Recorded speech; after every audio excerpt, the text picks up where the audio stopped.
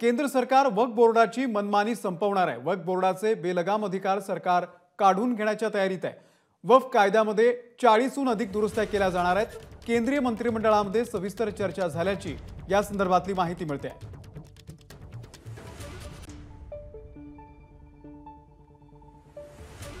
या घडीची मोठी बातमी आहे।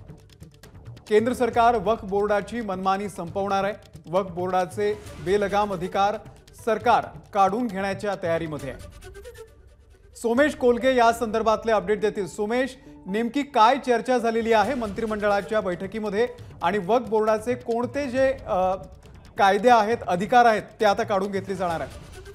नक्कीच वक्फ बोर्डाच्या बाबतीमध्ये जो एक महत्त्वाचा त्यांना दिला गेलेला अधिकार आहे आणि तो कायम वादग्रस्त ठरतो, त्याविषयी कोर्टामध्ये सुद्धा त्याला चॅलेंज करण्यात आलंय।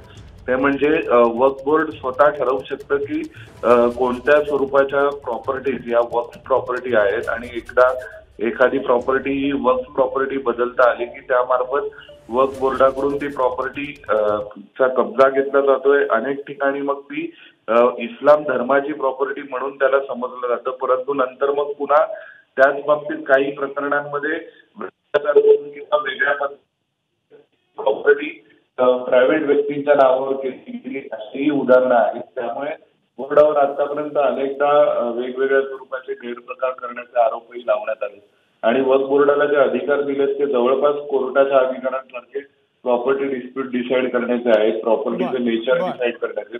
तर हे सगळे अधिकार रद्द करणारा कायदा निश्चित। सोमेश, या संदर्भातले अपडेट तुमच्याकडून घेत राहू। तुर्तास धन्यवाद या संपूर्ण माहितीबद्दल। एबीपी माझा, उघडा डोळे बघा नीट।